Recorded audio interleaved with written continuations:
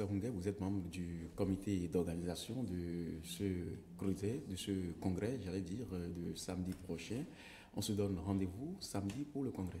Absolument. Merci. Merci, Jean-Marc. Merci beaucoup à vous, M. Hunguet. Merci à vous également, Gilles. Et puis, à tantôt. Merci. Allez, il est déjà 7 h, c'est l'heure du bulletin. C'est une présentation de Précieuse Aquarone.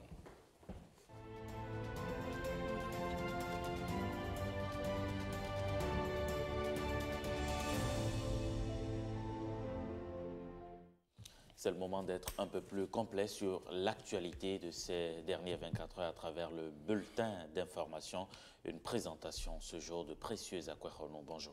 Bonjour Ricardo, bonjour Serge. Bonjour Précieuse. Amis téléspectateurs, bonjour. Bienvenue dans ce bulletin d'information que nous ouvrons tout de suite avec le tête-à-tête qu'il y a eu hier matin entre le chef de l'État, le président Patrice Talon et son hôte.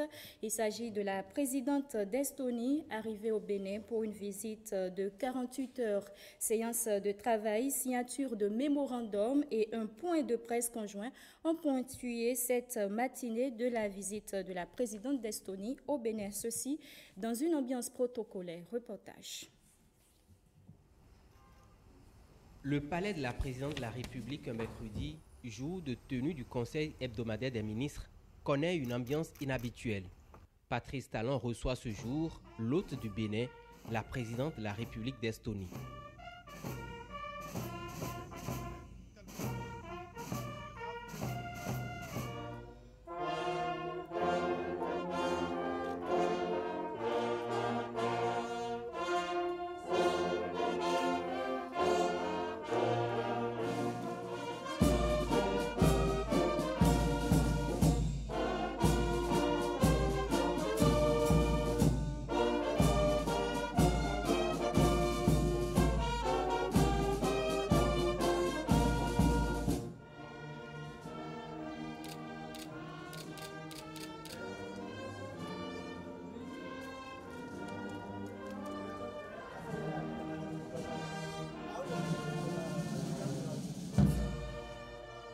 Après les formalités d'usage, le chef de l'État béninois reçoit à la salle d'audience du Palais de la République la présidente Kersti Kaljulaid avec quelques membres de sa délégation pour un tête-à-tête élargi. Les sujets de coopération entre l'Estonie et le Bénin sont au menu. La rencontre bilatérale permettra ensuite d'approfondir les discussions. La coopération entre les deux pays porte surtout sur la gouvernance numérique, l'Estonie étant reconnue comme un leader dans le domaine des services numériques. Le Bénin veut profiter de l'expérience de ce pays pour mettre en œuvre le portail national des e-services et bien d'autres services numériques. De même, des entreprises estoniennes ont manifesté leur intérêt à investir au Bénin. Il s'agit de la société GoSwift qui offre entre autres des services de gestion de files d'attente. La société Cybernetica, spécialisée dans le développement des technologies de l'information et de la communication, et la société Defendec, qui opère dans le domaine de la sécurité, de la surveillance et la protection électronique des sites stratégiques. Après le tour d'horizon des sujets de coopération, il a été procédé à la signature du mémorandum d'entente relatif aux consultations politiques entre les ministères des Affaires étrangères.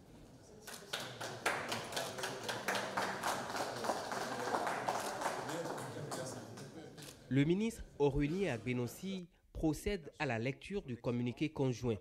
Les deux chefs d'État ont répondu aux préoccupations des journalistes, ce qui marque la fin de cette étape de la visite du chef de l'État estonien au Bénin.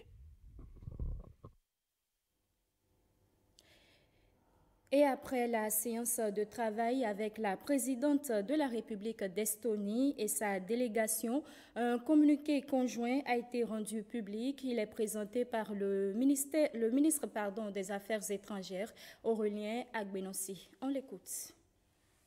À l'invitation de son Excellence, M. Patrice Talon, président de la République du Bénin, son Excellence, Madame Kersti Kaljulaid, présidente de la République d'Estonie, a effectué une visite officielle au Bénin du 4 au 6 décembre 2018.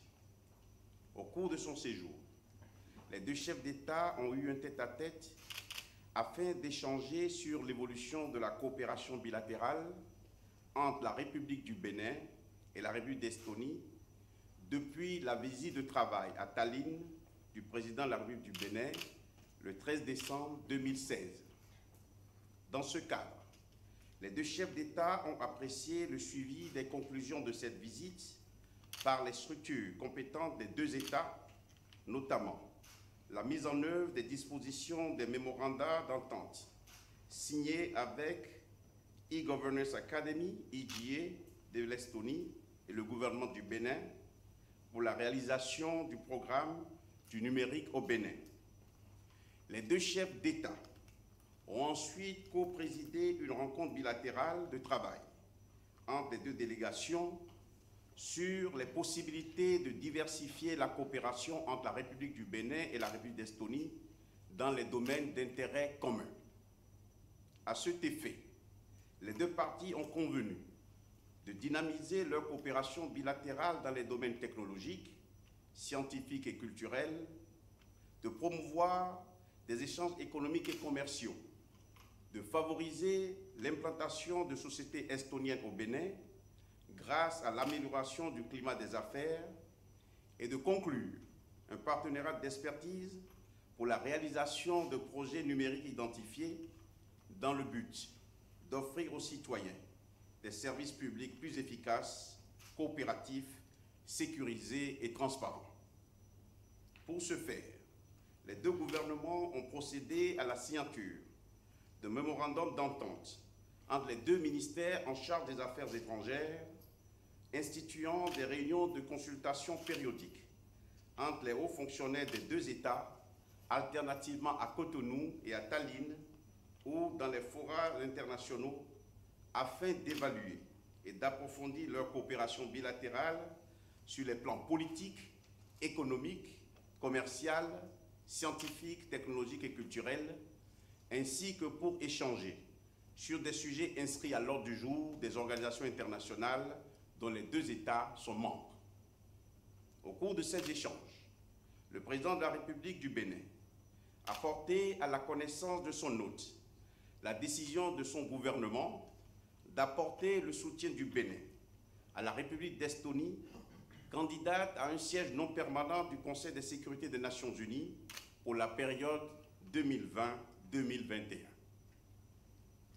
La présidente de la République d'Estonie a vivement remercié le président de la République et son gouvernement pour cette marque de confiance.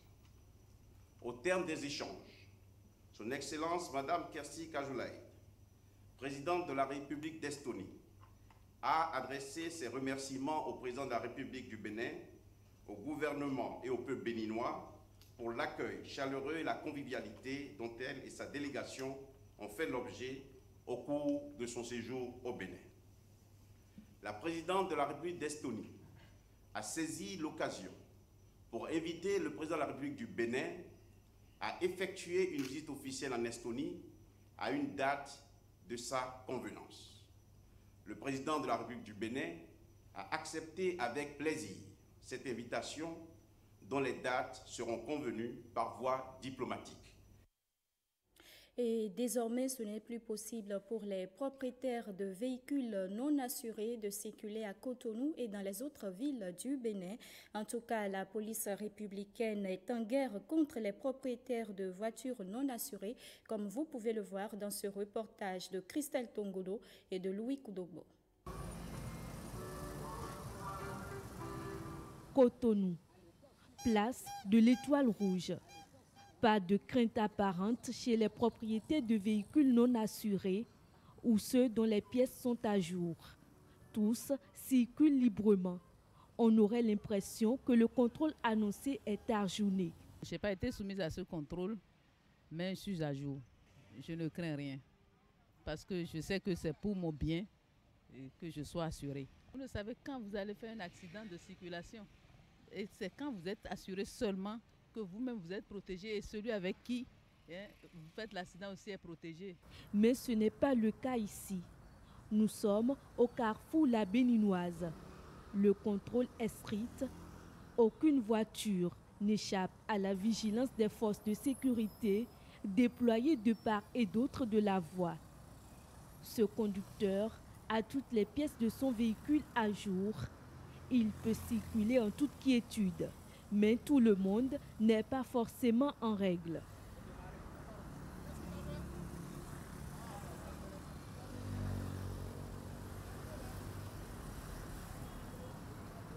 De ce côté, une scène vaut le détour. Avec 2000 francs CFA, un conducteur en infraction tente de soudoyer les agents en poste. Un geste qui va certainement lui coûter cher puisqu'il est directement embarqué. Direction le commissariat. Au même titre que les conducteurs pris en flagrant délit de défaut d'assurance, il sera présenté au procureur de la République pour répondre de son délit. Quant aux autres, dont la visite technique a expiré, ils sont appelés à se mettre à jour afin de récupérer leur véhicule. Et voilà qui met un thème à ce bulletin d'information. Merci à vous de l'avoir suivi.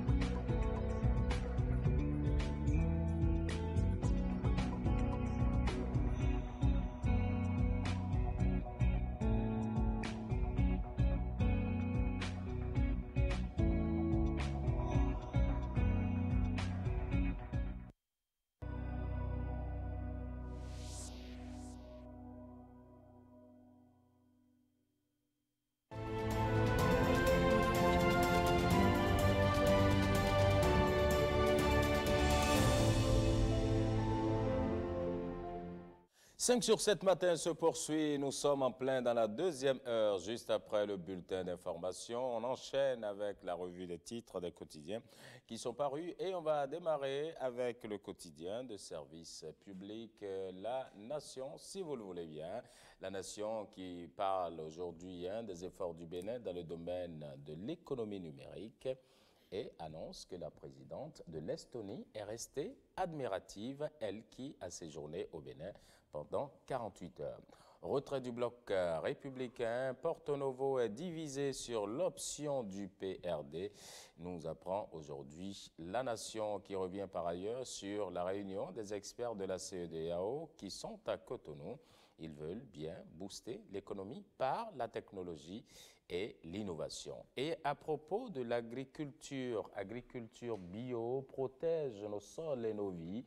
Propos de Suzanne Élise Tamaplacide, c'est la coordonnatrice de AFVA ONG.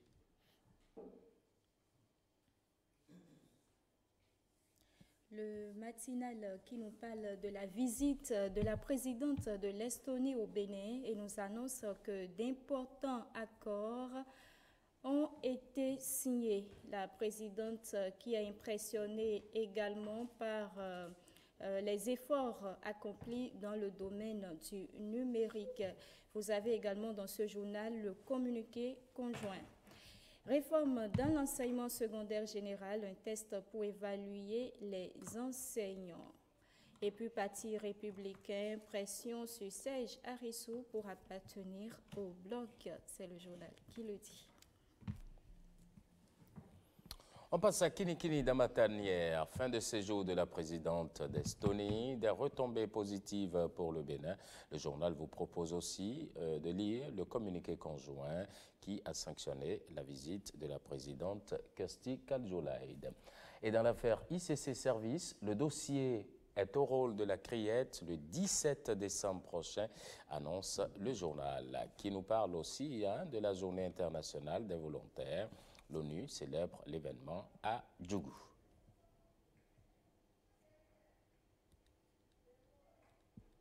Fraternité revient sur la visite de la présidente de l'Estonie au Bénin. Vous avez les temps forts de la visite avec comme appui cette photo du président Patrice Talon et de la présidente de l'Estonie.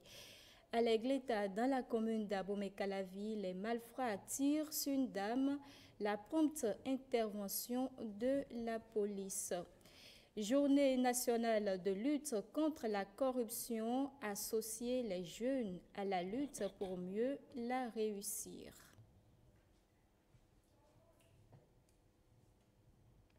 Les 4 vérités à présent, les 4 vérités qui nous parlent aujourd'hui de marchandage politique dans la ville capitale et annonce que Karim Da Silva fait des révélations. Il met fin à 30 ans d'inconstance et clarifie la situation depuis la conférence nationale à nos jours, selon le journal. Visite de la présidente Kersti Kaljulaid à Cotonou, l'Estonie et le Bénin renforcent leur coopération.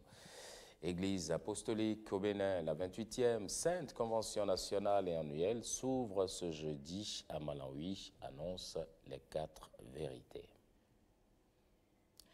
Le Béninois libéré, option d'une liste unique pour les législatives de 2019, le dernier schéma de l'opposition pose encore de grosses difficultés, nous annonce le journal. Dynamique unitaire pour le développement, un nouveau bloc en création, Houdé, Akmaouka pour Talon. Congrès constitutif du bloc républicain, c'est ce samedi à Parakou.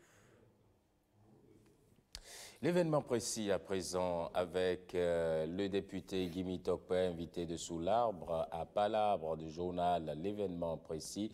L'opposition, dit-il, c'est le verbatim, mais désorganisée, inexistante, égoïste et refuse même le sacrifice.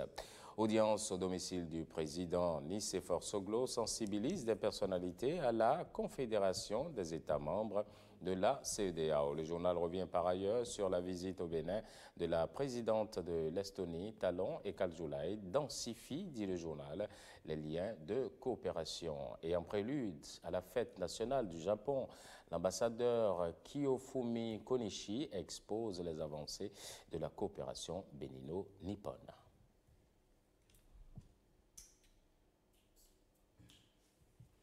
L'économiste, pour finir, oui, l'économiste qui parle du prix Abdoulaye Fadiga 2018, le contenu des réflexions imprimées désormais, nous apprend l'économiste. L'économiste revient aussi sur cette grosse actualité de coopération bilatérale et annonce que bientôt des investisseurs estoniens seront au Bénin.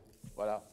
C'est tout pour la revue des titres à la une des quotidiens de ce jour.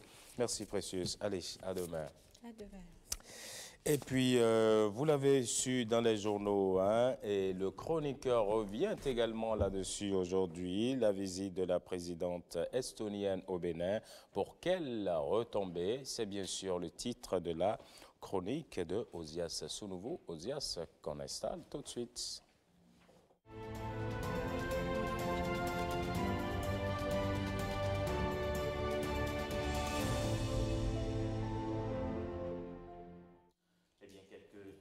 Après donc sa visite au Bénin, Osias Sounouveau, le chroniqueur, s'interroge sur les retombées de la visite de la présidente estonienne au Bénin, la présidente qui a été reçue par le président Patrice Talon. Osias Sounouveau, bonjour. Bonjour Ricardo, bonjour Serge. Je considère Serge, Ricardo, chers téléspectateurs, que Kersti Kashulai, la présidente estonienne au Bénin, c'est la modernité numérique à nous porte une véritable chance pour nous. Je le dis, permettez-moi cette prétention.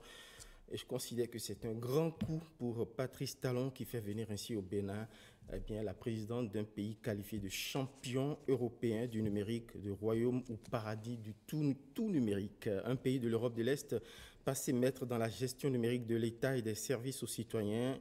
Un partenaire de premier choix donc pour le Bénin, dont le président rêve de hisser à la modernité ce pays en le projetant comme la plateforme numérique de la sous-région. L'œuvre paraît utopique, un horizon inatteignable.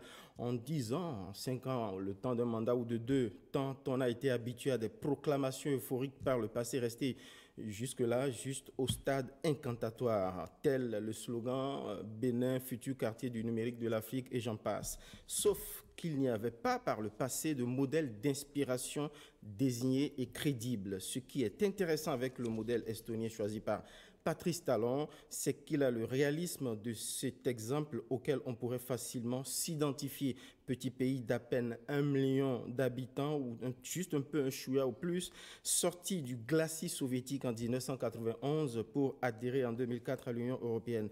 L'Estonie a tout misé sur le numérique pour transformer son État, son État efficace et gagner en performance économique. Le Bénin a donc beaucoup à gagner en coopérant avec ce petit pays d'1,3 million d'âmes, devenu source d'inspiration pour les plus grandes nations industrielles de la planète. Les opportunités d'affaires offertes par l'Estonie sont infinies et fabuleuses, que ce soit en gouvernance électronique, en cybersécurité, en interopérabilité gouvernementale des données, en formation, en développement de services numériques et de création d'entreprises numériques. Tenez par exemple des exemples très concrets, Serge, Ricardo. L'Estonie, c'est un écosystème numérique complet, cybersécurité de classe mondiale qui tutoie la 5G, des technologies d'identification, Mobile ID, Smart ID, c'est l'e-santé. Pionnier en la matière depuis 25 ans, 95% des données médicales sont numérisées. Plus de 70 entreprises y opèrent. C'est la Smart City également, l'Estonie, premier pays à avoir mis en place des parkings intelligents, systèmes de transport et de billetterie intelligents. C'est aussi le royaume de la robotique, livraison par robot, véhicules autonomes, industrie 4.0. Le premier festival de robotique en Europe se tient chaque année à Tallinn. C'est enfin le must des fintech, programme de résidence électronique et identité numérique, projet de monnaie virtuelle estonienne. L'électronique et les composants. Plus de 200 entreprises estoniennes sont actives dans la production d'appareils électroniques et électriques. Désignée société numérique la plus avancée du monde, pas moins de 33 000 e-résidents des start-upers y sont attirés et y développent créativité, innovation et prouesses technologiques au quotidien. Paradis donc pour nos développeurs d'applications béninois pleins de génie. Des entrepreneurs britanniques d'ailleurs ne s'y sont pas trompés. Ils y ont trouvé une aubaine pour rester dans le marché européen après le Brexit. Et pourtant, au départ, ce pays n'avait pas la richesse de biens de pays qui, plus est, étaient des pionniers longtemps avant lui. L'Estonie a créé en 2014 un statut, justement, je reviens là-dessus, de e-résident. Aujourd'hui, plus de 33 000 personnes, en vérité, y résident et officient. Accessible donc à tous les étrangers. Il permet à chacun de créer son entreprise en presque 18 minutes, d'accord, de clic, et ensuite de la gérer à distance. Une aubaine donc encore pour nos développeurs d'applications qui d'ici peuvent opérer sur le marché estonien à partir d'une très bonne connexion de leur génie, de leurs applications, de leurs talents, tout en bénéficiant localement en Estonie d'une fiscalité avantageuse. Mais qu'est-ce qui explique, en fait, vous me poserez cette question, tout le monde se demande, ce succès fabuleux? Eh bien, les analystes identifient 3 facteurs clés. Tenez-vous très bien. Le premier levier, c'est la conversion numérique par l'euro, c'est-à-dire la formation des élites, des décideurs politiques et les hauts fonctionnaires pour en faire de véritables locomotives du développement numérique. Donc ce n'est pas un peu comme sous nos cieux où des ministres, des hauts responsables de l'État sont incapables peut-être même d'ouvrir Word et de savoir taper sur le clavier un texte Word. Autre élément clé, c'est la création d'une citoyenneté citoyenneté numérique. Les Estoniens peuvent, en utilisant une carte d'identité numérique, adoptée par 98% de la population, voter, accéder aux transports en commun, régler leurs impôts, suivre les résultats de leurs enfants à l'école, faire leurs courses depuis leur maison. De même, les ordonnances médicales sont totalement dématérialisées, stockées en ligne. Il suffit ainsi de présenter sa carte d'identité numérique en pharmacie pour récupérer ses médicaments après l'avoir commandé sur quelques clics. Enfin, dernier facteur, du fait de son passé difficile. Je l'ai indiqué, l'Estonie a échappé, lors de l'ouverture de l'Union soviétique, a échappé au glacier, à l'enfer de l'Empire soviétique. Donc l'Estonie, fort de ce passé, a voulu tourner le dos, d'accord, à un passé douloureux et pour construire quelque chose de nouveau, d'où un état d'esprit, l'état d'esprit des Estoniens adapté aux innovations. Aujourd'hui, le Bénin peut se dire qu'il a de la chance de se faire ami à cette start-up nation désireuse d'exporter son modèle dont le Bénin peut bénéficier. C'est rare pour un journaliste d'acclamer le président de la République, je ne sais pas forcément dans mon rôle, mais il faut reconnaître que là, le monsieur a du flair, Patrice Talon a du flair, bravo. Merci, Ozias Sounouvou. On va faire le débat tout à l'heure avec les autres confrères qui vont nous rejoindre. On marque une courte pause, on vous retrouve pour la suite de 5 sur 7 matin.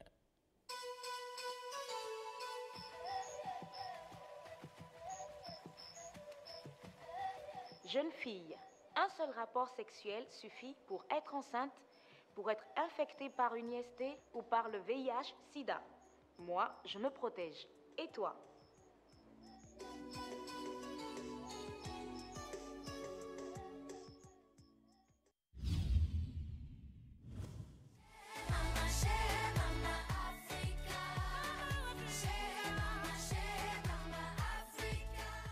Charmants les enfants qui sont venus, nous avons plein de choses à partager ensemble. Le corps humain comprend 3 parties, la tête, le tronc et les 4 membres. Nous sommes là pour danser, aïe, aïe, aïe. Nous sommes là pour bouger, aïe, aïe, aïe. Nous sommes là pour fêter, aïe, aïe, aïe. Et Nadjou, aïe, aïe, aïe. Mon conte roule, traverse plusieurs royaumes et compte sur 4 princesses dont le père ne connaissait pas le nom.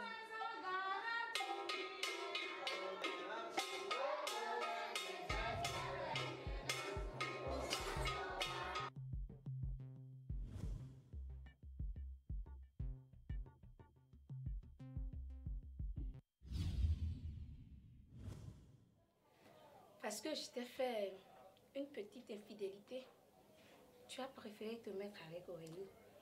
Là, ce sont les enseignants qui sont accusés. Depuis 1990, les enseignants sont tous des patriotes.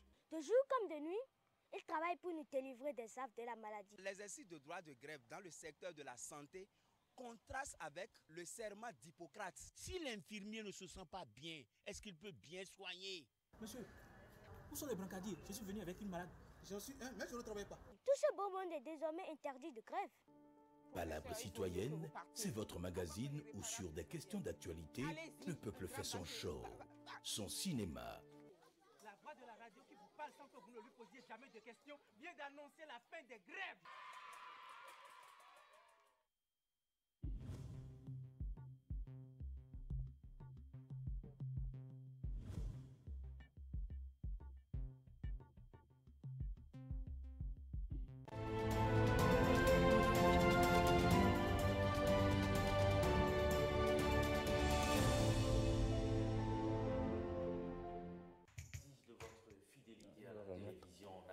L'émission c'est 5 sur 7 matin, nous sommes jeudi 6 décembre 2018, jeudi de la politique sur 5 sur 7 matin. Vous le savez, aujourd'hui nous parlons donc essentiellement de cette visite de la présidente estonienne qui était au Bénin. Elle est repartie, elle a eu donc un entretien, un tête-à-tête avec le président Patrice Talon. Vous le savez, l'Estonie, c'est un grand pays, notamment dans la révolution numérique. Nous aurons donc le temps d'en parler. Vous avez suivi d'ailleurs à l'instant le chroniqueur qui a montré combien le président Patrice Talon, notamment, a du flair en faisant venir donc au Bénin la présidente estonienne. C'est une relation diplomatique, c'est une offensive diplomatique, il faut le dire, qu'il faut encourager, qu'il faut saluer. espérons que ce soit le début d'une série donc de visites d'hommes d'État au Bénin, puisque justement le président Patrice Talon est dans cette dynamique de pouvoir, je dirais, vendre les atouts de son pays à tout le monde entier, afin que les investisseurs de partout puissent venir réellement investir donc dans ce beau pays qu'est le Bénin, ce pays qui visiblement est en train de changer, est en train de prendre de nouvelles marques, notamment grâce à la gouvernance actuelle, une gouvernance dirigée de main de maître par le président Patrice Talon. Nous allons d'ailleurs donc revenir dans le débat sur cette réussite diplomatique du président Patrice Talon, qui a fait venir donc au Bénin, qui a reçu au Bénin la présidente estonienne.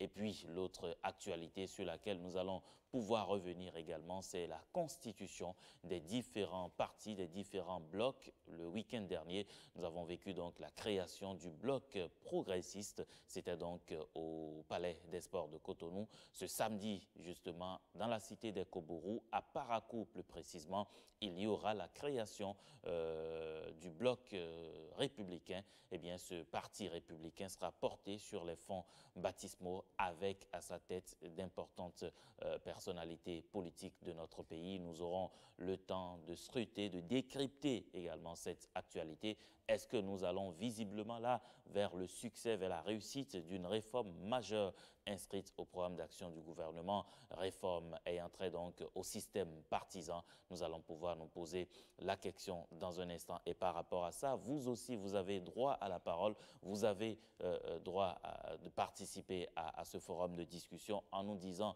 quelles sont les chances de survie des différents blocs constitués dans le milieu politique béninois. Dites-nous selon vous quelles sont les chances de survie des différents blocs constitués dans le milieu politique béninois. Répondez donc à cette question via nos divers canaux de communication, notre page Facebook, notre compte Twitter et puis évidemment le numéro WhatsApp, c'est le 61 19 88 88, le 61 19 88 88. Répondez donc à cette question et puis tout à l'heure, Maurice Tantan se fera donc l'énorme plaisir de venir livrer donc vos commentaires. Allez, pour faire donc le débat sur cette réussite diplomatique du président Patrice Talon et puis sur cette question des blocs en plateau avec nous. Osias Sounouveau, vous restez. Merci de rester avec nous.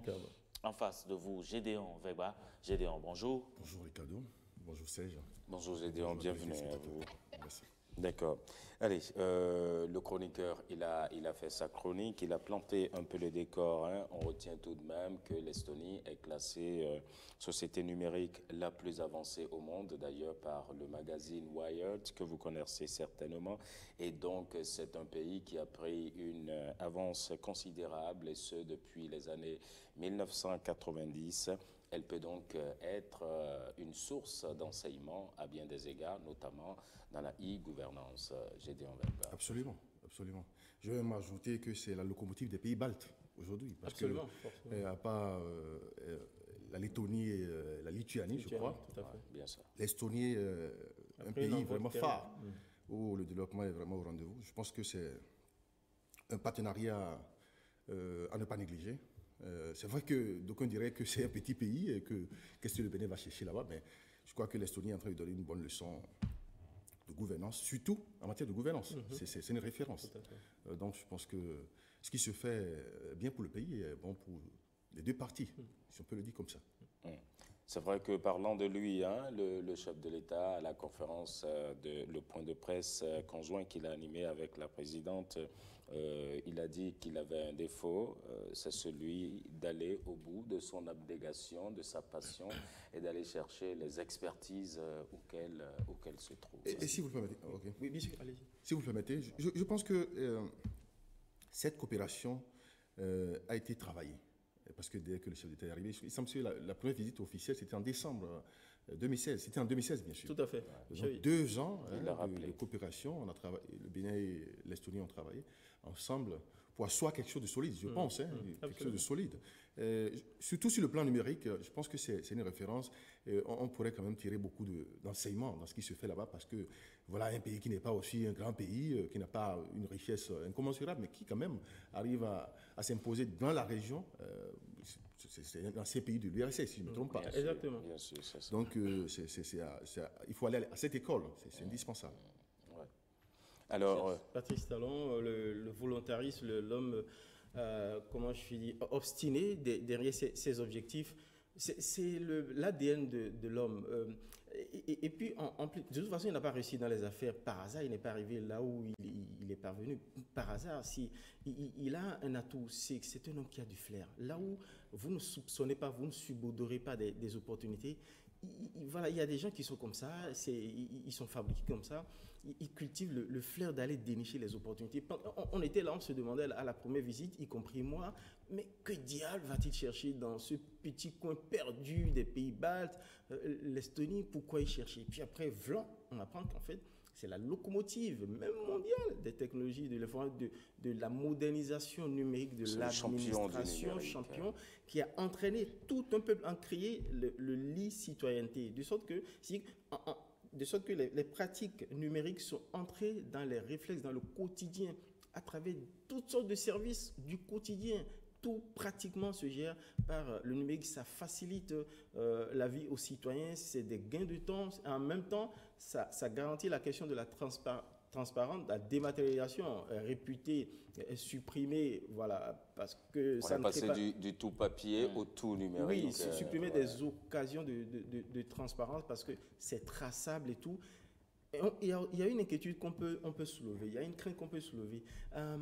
Est-ce que ce n'est pas un peu grave parce que le pays a frôlé une catastrophe lorsqu'il y a eu une attaque de cybercriminalité. Ça leur a donné, ils ont tiré de cette frayeur, cette grosse frayeur, une source d'opportunité pour développer davantage et prendre de l'avance mondiale sur la protection justement des données numériques en transposant même les données numériques de l'État dans le système du cloud où ils protègent. Ils ont même voulu créer une ambassade numérique du pays. En fait, c'est une image, c'est aller créer, voilà, c'est ce gros nuage dans lequel conserver les données précieuses du pays, eh bien, aller loger ça dans un autre pays parce que, tirant leçon donc c'est pour anticiper, en fait, sur d'éventuelles craintes de ceux qui vont dire, oui, mais le Bénin, on n'a pas un environnement, on n'a pas un écosystème très développé. On n'a pas une connexion Internet et tout le reste. Mais ce pays-là, son exemple est encore là. En quelques années, ce pays a fait un bond. La question, c'est, qu'est-ce qu'on veut ? Comment on s'organise? Est-ce qu'on veut vraiment entrer dans la modernité? Ne désespérons pas de l'Africain. Il y a pas mal de pays africains, y compris même chez nous, de jeunes développeurs d'applications qui remportent même des prix à des compétitions mondiales numériques. Donc, il y a le potentiel, il y a des possibilités. La question, c'est de savoir si on désire y aller et comment on s'organise. Je crois qu'il y a un enseignement à tirer de ce qui se fait aujourd'hui, et pas forcément de la visite, de cette coopération. C'est dit quoi? On n'a pas besoin forcément d'avoir des ressources minières ou pétrolières pour être une référence dans le monde. C'est l'enseignement que moi je tire de ce qui se fait. L'Estonie n'est pas forcément un pays qui produit pétrolière, pas du tout. Mais l'Estonie a su s'imposer dans ce secteur et devenir référence. Comme quoi, nous aussi, on peut se spécialiser dans quelque chose. On veut être le quartier numérique de l'Afrique. Donc, on peut aussi aller dans ce sens et travailler pour ça. C'est pas le vocable, c'est un ancien vocable qui est... Non, mais ça revient quand même. La vision, elle est toujours là. Comme un pays de référence. La question aujourd'hui, c'est comment est-ce qu'on y parvient? Est-ce que les bases, c'est vrai que la vision, elle est là, mais comment est-ce qu'on y arrive? Le chroniqueur parlait déjà de ce que c'est déjà au sommet que les gens doivent prendre à cœur et savoir déjà eux-mêmes utiliser les smartphones et consorts et puis donner maintenant l'impulsion aux autres. Je ne sais pas si vous partagez ce point de vue. Non, entièrement. Tout est dans la vision politique. Il n'y a pas autre chose. C'est la vision politique. Si la vision politique est déclinée dans ce sens, on travaille pour... C'est une question de base, comme vous l'avez dit. Si la base n'est pas solide, on aura beau faire des choses, mais après, tout va cafouiller. Donc, il faut asseoir une base solide. On a l'Estonie comme pays de référence. Comment ils se sont mis pour arriver à ce niveau, à ce stade? Donc, aller à l'école de l'Estonie, prendre connaissance de ce qui se fait là-bas, les techniques, la stratégie et tout ce qui se fait, comment ils sont pris. Et on peut aussi dupliquer ça ici, c'est possible. Il y a pas de... Mais c'est vrai qu'on va dupliquer en tenant compte de notre contexte national.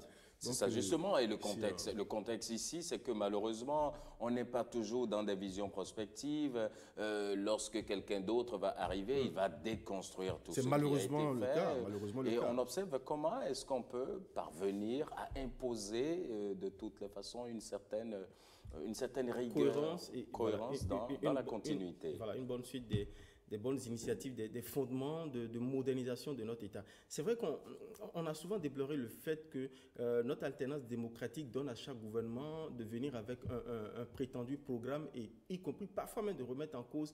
Mais ce n'est pas aussi fondamental.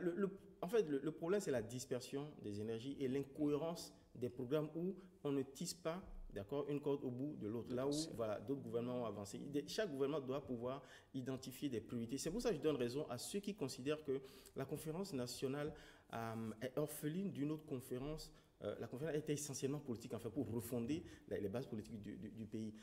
Elle est orpheline, exactement, pour mettre en place comme une sorte de contrat économique sur la base, une sorte de schéma de développement. D'accord? Peut-être dans la veine d'Alafia, dans les perspectives, sur 25 ans, 50 ans, en analysant ce que nous avons comme réalité et comment le pays évolue, la démographie, l'ensemble des citoyens scolarisés, parce que c'est ça aussi la base.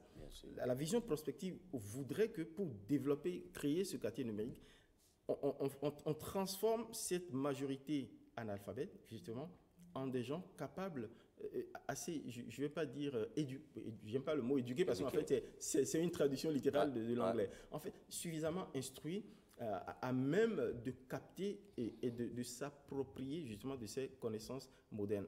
Deuxièmement, il faut installer forcément les infrastructures de base, le backbone, c'est-à-dire la fibre optique, le déploiement de la fibre optique jusqu'au dernier citoyen, d'accord, aux confins du pays, pour permettre justement à tous les citoyens de pouvoir accéder, parce que c'est ça, sans une connexion, tout cela serait vain. Mais on a une chance déjà, au Bénin. Il y a des efforts qui sont faits. Justement, il y a cette vision, il y a cette ambition, il y a un projet qui est en cours de développement à travers sur le territoire. En fait, là, c'est une chance. Patrice Talon n'a pas voulu remettre, ce serait idiot de remettre en cause. C'est un programme ancien, si vous voulez. Il le déploie, il le développe. La chance qu'on a au Bénin, justement, c'est cet appétit au niveau des jeunes qui sont férus de numérique, d'Internet, etc., qui développent. Vous avez vu lors de la visite, on l'a remarqué encore, la visite qui s'est rendue exactement dans un incubateur. J'avoue que j'ignorais que c'était juste à côté de la télévision nationale. On a eu le plaisir de les recevoir sur ce plateau. Voilà, j'ai raté un moment. Merci donc pour ce moment offert. Bien sûr. Alors, Gédéon? Moi, je pense que, comme vous l'avez annoncé, c'est une bonne visite que la présidente estonienne nous a rendue. C'est une réussite diplomatique? Absolument. Et j'espère que ce sera le début d'une nouvelle ère, comme vous l'avez souligné. C'est-à-dire, on ne peut pas vivre en autarcie. Nous sommes un pays ouvert et nous sommes dans la mondialisation. On parle de village planétaire aujourd'hui. Donc, dire que nous allons vivre en autarcie, ce n'est pas possible. Donc, on peut s'ouvrir aux gens. Que les gens viennent chez nous, il n'y a pas de visite qui ne soit pas sans effet. Ne serait-ce que des plus-values en tourisme, l'hôtel et autres, ça participe à quelque chose. Donc je pense qu'accueillir des chefs d'État, c'est bon. Il y a des chefs d'État que nous ne connaissons pas. S'ils viennent chez nous, on serait heureux de les recevoir. Maintenant, en plus de ça, moi je pense qu'au-delà des visites traditionnelles, c'est vrai que le chef d'État n'a pas voulu s'inscrire dans le spectacle ou, je sais pas, les fêtes, les kermesses. Mais c'est indispensable qu'on arrive quand même à accueillir des chefs d'État et des sommets, pourquoi pas. Le Togo accueille des sommets, CEDEAO et autres, moi je constate que le Bénin est pratiquement en queue de peloton dans cette affaire. On accueille très peu de sommets sur notre territoire, ce qui n'est pas bon. C'est vrai qu'à la décharge... Une nouvelle ère aux IAS pour justement recevoir des chefs d'État au Bénin. Oui, absolument. Au-delà des chefs d'État, en fait, c'est de faire du Bénin, vu déjà sa position géostratégique, de couloir vers les pays de l'Interland, d'en faire un carrefour mondial événementiel. On nous connaît un peu pour notre penchant à l'élitisme, à l'intellectualisme, à la créativité. Utilisons cet atout-là, attirons le monde d'intelligence économique, scientifique, technologique, sur notre territoire. Et en fait, ce sera chaque fois des occasions, comme ça se fait à Abidjan, en Côte d'Ivoire. Côte d'Ivoire est devenue une plaque tournante événementielle de tout ce qui bouge dans tous les domaines. Ils en ont fait une sorte de politique volontariste. Nous, non, on peut le faire sans complexe du tout, parce qu'on en a les capacités, ne serait-ce que déjà conceptuelles, intellectuelles. Maintenant, les moyens matériels. On n'a pas suffisamment de réceptifs, en fait, pour accueillir de grands événements et des réceptifs de grands standards. C'est pour ça que moi, j'applaudis et franchement, j'ai toujours, comment on appelle, une sorte de satisfaction peut-être un peu prématurée ou précoce quand je vois les chantiers hôteliers qui longent le boulevard de la Marin. Voilà. J'ai dit ça, c'est un signe.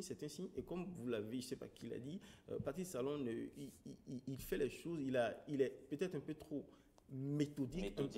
Un peu trop tatillon, pour qu'on considère que oui, ça prend du temps. Il n'est pas dans le spectacle, voilà, l'ostensible. Non, mais il va falloir y aller parce que il faut annoncer le cap.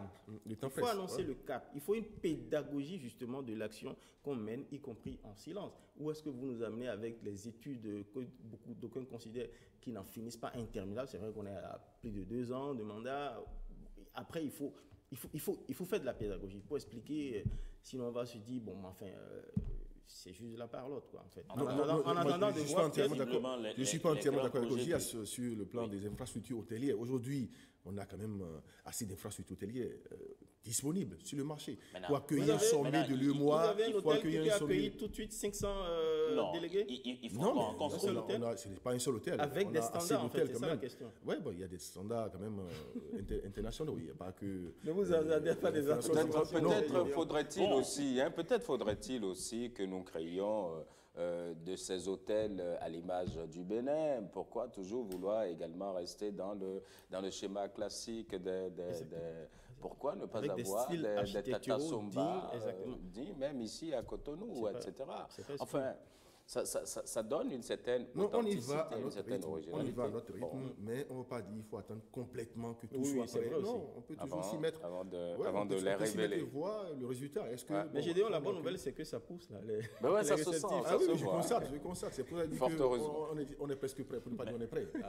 Mais visiblement, on entre, je dirais, dans la phase même de réalisation des grands projets du PAG maintenant, comme annoncé depuis 2 ans. Oui, c'est-à-dire la concrétisation matérielle visible. Au fond, les citoyens n'attendent que ça pour donner acte véritablement au chef de l'État et ses ambitions pharaoniques déclinées à la faveur du PAG, du programme d'action gouvernementale.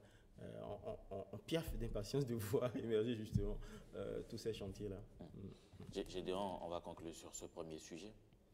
Oui, je pense que, comme je l'ai dit, c'est souhaitable que d'autres chefs d'État viennent au pays, nous rendent visite. Nous sommes là pour les accueillir les bras ouverts, qu'ils apportent beaucoup de choses, surtout de l'argent. On veut de l'argent, on ne veut pas autre chose. Vous êtes d'avis avec moi? Oui, de l'argent, surtout du soft, aussi de la possibilité de maîtriser la connaissance. On est au siècle de la connaissance, d'accord. C'est vrai, la formidable essor d'Internet nous en offre d'énormes possibilités. C'est surtout ça, et avoir les capacités. Quand vous avez les capacités, vous avez des projets fabuleux. Les fonds d'investissement, ils courent à vos pieds, en fait. Ils vous draguent à la limite. Mais je vais dire un mot rapidement. Oui, je pense qu'il faut tirer un coup de chapeau à la diplomatie béninoise, qui, ces derniers temps, fait des prouesses, dans le sens de l'organisation de grands événements et l'accueil des personnalités. On a vu la directrice générale du FMI, on a eu d'autres aussi, avant le président de la Commission de l'Union africaine, actuellement la présidente estonienne, et puis on a décroché aussi des postes au niveau international. Un ambassadeur qui siège au comité budgétaire des Nations Unies, Eric Aoussouk-Bemen, on a eu Reina Lapini. C'est bon, tout ça c'est bon. Il faut qu'on aille plus en avant, parce que le Bénin, pratiquement, à la traîne. Dans la sous-région, on est pratiquement les derniers. Même le Togo nous dame le pion. Donc je pense qu'il faut tout faire pour qu'on puisse s'imposer en matière de... Allez, visiblement, la diplomatie béninoise est en marche.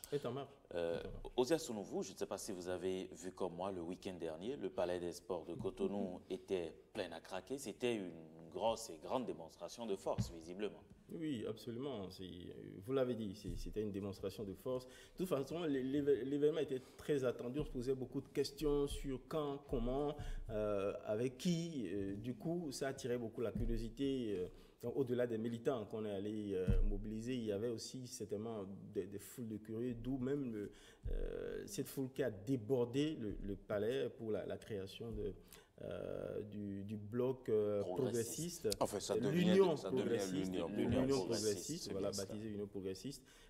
Voilà, sur le côté événementiel, c'est une réussite. Après, la grosse question, c'est and so what? Après, la survie, comment elle va survivre, cette union progressiste. Moi, j'ai remarqué un certain nombre de bizarreries dès le départ dans la constitution de ce bloc. Si vous voulez, j'enfourche en même temps, je défriche en même temps le sujet. En fait, ce bloc est créé, certes, avec un grand contingent d'acteurs politiques qui se sont réunis, mais pas forcément avec on peut dire oui, sous nos cieux, la question idéologique du partage de la même vision idéologique n'est pas forcément la chose à laquelle on tient le plus. Ce qui intéresse beaucoup nos politiciens, c'est quel intérêt on a à se mettre ensemble, un intérêt concret, de promotion politique, de charisme politique, d'opportunisme, de poste, etc. Mais enfin, quand on voit des gens comme Bruno Amoussou et le PSD à l'origine, qui a su fédérer autour de son parti, de son idéologie, des gens acquis à l'idéologie progressiste qui a pour base une répartition équitable. En fait, c'est les credos socialistes, en fait, qui sont repris un peu modérés un peu par le social-libéralisme, mais à côté de gens qui sont tout crins acquis au libéralisme. En fait, c'est la déconstruction même, si vous voulez, du socle social de développement d'un pays, du partage du développement humain, le développement économique libéral à visage humain. Je me demande comment ils arrivent quand même à... Bon, de toute façon, le commun est inutile quand on sait que sous nos cieux et partout ailleurs, beaucoup de compromis sont admissibles entre des politiciens pour parvenir simplement au pouvoir. Là c'était plutôt des compromissions. Ils ont fait plein de compromissions pour l'autre bizarrerie, c'est quoi? C'est que, se mettre ensemble. Il va falloir qu'ils nous expliquent, ou peut-être c'est parce que c'est le début. Ce bloc est né sans vraiment un véritable bureau dirigeant. C'est-à-dire qu'une tête qui dirige avec une personne qui l'incarne. C'est stratégique, c'est stratégique. Pour le moment, c'est bien stratégique, et puis vous verrez que les autres également, ils auront bien du mal à imposer quelqu'un. Je vois un bloc à multi-têtes, à plusieurs têtes. Ça me paraît un peu bizarre. Ça vous paraît aussi stratégique. Un bloc qui naît déjà en difficulté, puisque justement, ils n'ont pas pu dégager un bureau pour conduire ce bloc-là. Non, je pense qu'il faut déjà saluer... Enfin, ils ont un bureau. Bon. À leur décharge, ils ont un bureau. Ça fait 50 et quelques personnes pour diriger. Enfin, bon. Il faut déjà saluer ce qui a été fait samedi. Et je pense que c'est le plus important. C'est un pari gagné, on peut dire, en griffe. C'était pas aussi évident, mais ils sont arrivés à mettre sur pied ce grand parti, si on peut le dire comme ça. Maintenant, moi, je dirais, c'est pas une nouveauté. Pas une nouveauté pour moi. On a vu l'Union fait la nation ici, qui a pris de petits partis, qui s'est transformé en alliance à l'époque. Aujourd'hui, le bilan, on en est où? Moi, je ne sais pas. Est-ce que ce qui est fait aujourd'hui est fait sur de bases solides, comme on l'a dit tout à l'heure? Moi, je ne sais pas. Parce que tel que ça s'est fait, moi, je ne sais pas si vraiment c'est sur la durée que ce qu'on est en train de faire là, si c'est sur la durée. J'ai bien peur que ce soit... Je sais pas. Circonstanciel. Ah ouais, bon, je sais pas. Et les leaders politiques que nous avons sur l'échiquier politique national, ceux qui forment aujourd'hui cette union progressiste, est-ce que c'est des gens vraiment qui sont qui épousent la même vision? Est-ce que c'est... Moi, c'est une question. Bon, ils ont laissé leurs différentes chapelles politiques pour se mettre ensemble, donc on considère que bon... Moi, je constate simplement que les hommes politiques béninois, je sais pas, à un moment donné de l'histoire du Bénin, essayent de trouver des compromis, comme il a dit, au fond des compromissions pour la circonstance, et puis après ça s'éclate. Et si cette fois-ci c'est la bonne, c'est tout notre souhait.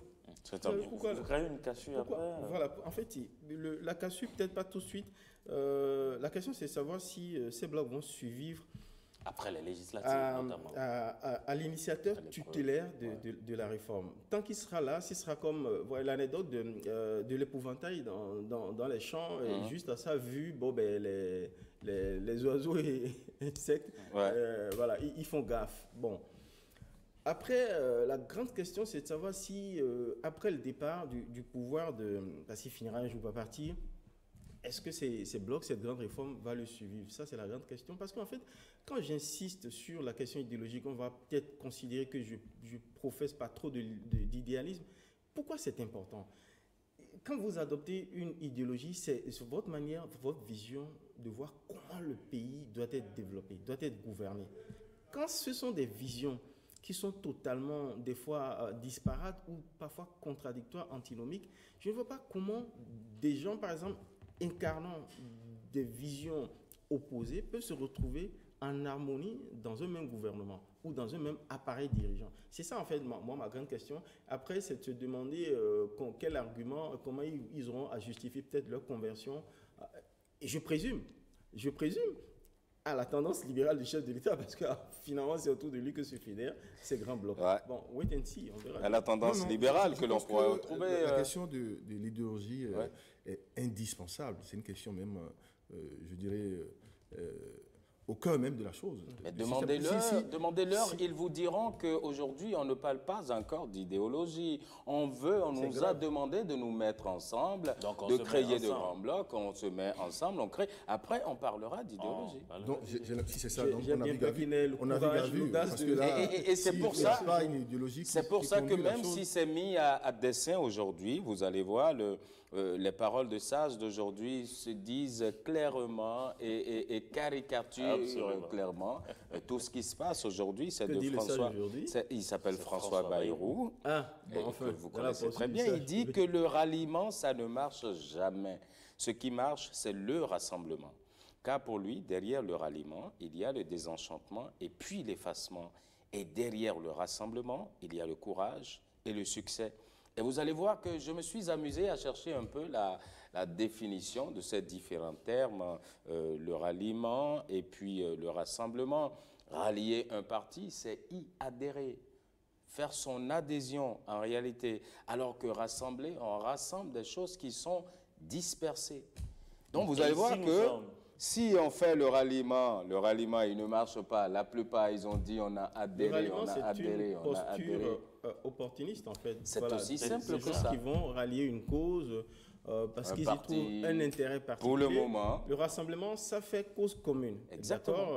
C'est-à-dire qu'on communie derrière une cause commune. François Bayrou est bien placé. Il rajoute qu'il faut avoir du courage. Du haut de scène des aventures pour quelqu'un qui a se rallier. Le président du Baudem, par la connaissance de cause, François Bayrou, c'est un vieux routier de la politique française. Et il sait, moi, il a pratiqué tout ce qu'il dit là. Il sait ce qui se fait dans la jungle politique, en griffe. Je pense que ce qui se fait aujourd'hui, franchement, si, tel que le chef de l'État a pris les choses, tel que lui veut ça, si vraiment les hommes politiques sont dans cette dynamique, s'inscrivent dans cette dynamique, je pense qu'on aura quelque chose de bien demain. Mais si c'est du forcing, c'est-à-dire, bon, parce qu'on a dit de faire, nous faisons, je pense qu'on n'ira pas loin. On n'ira qu'à la fin du mandat et puis c'est fini.